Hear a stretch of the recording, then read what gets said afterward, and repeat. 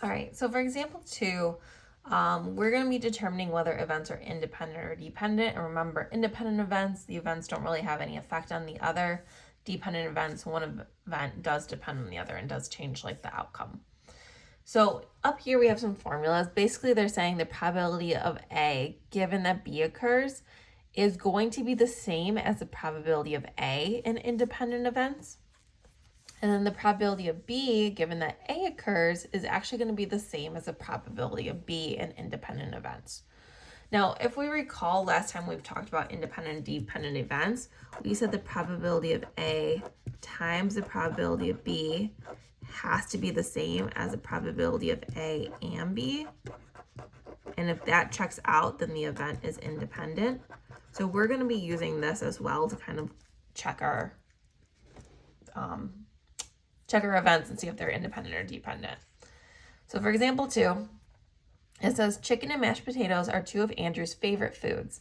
Andrew had chicken for dinner 12 of the past 28 days, and he had mashed potatoes for dinner 7 of the past 28 days.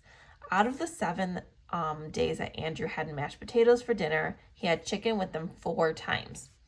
Let A be the event that Andrew had chicken for dinner and B the event that he had mashed potatoes for dinner. Are the events A and B independent or dependent?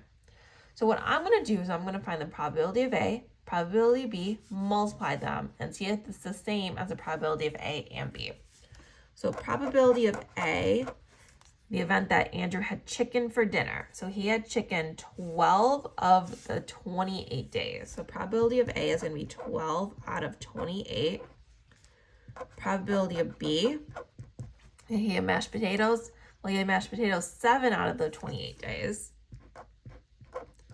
So I'm going to multiply those together. I'm going to do probability of A times probability of B, which is going to equal 12 out of 28 times 7 out of 28.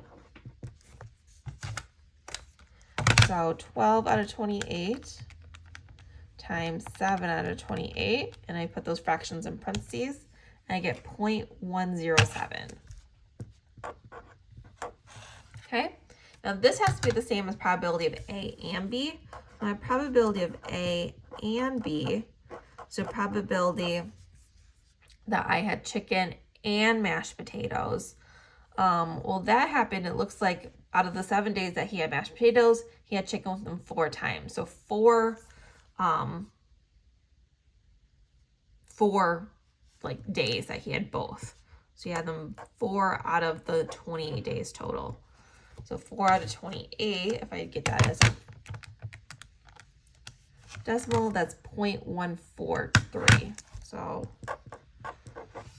0.107 and 0.143 are not equal. They're not the same. So therefore, because they're not the same, these events would not be independent. These events are dependent of each other. So they do depend on each other.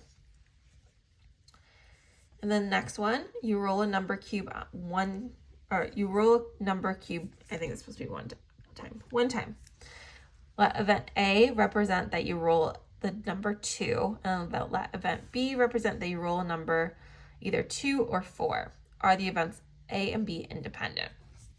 So probability of A, so the event that you roll 2. So in order for me to roll 2, there's 1 out of 6 options for me to roll a 2.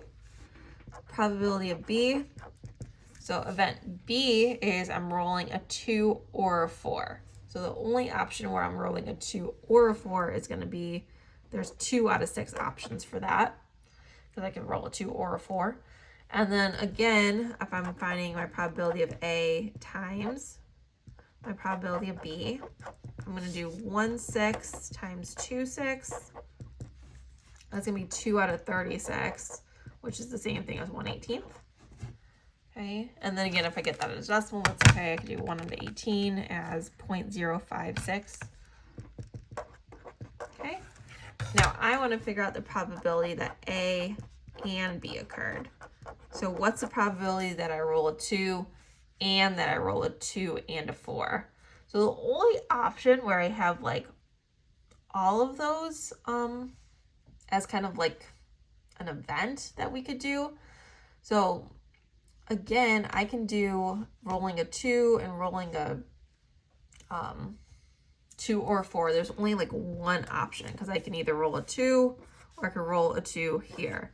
So there's only one instance where both of these are going to be satisfied, and I have 6 options of doing that because, you know, there's 6 numbers on a cube. So 1, 6.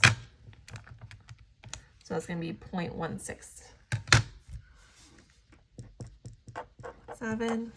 Now, if I look at these two again, I got 0.056, and that does not equal 0.167. So these events are going to be independent because they do not equal each other. If they equal each other, that's when they'd be independent.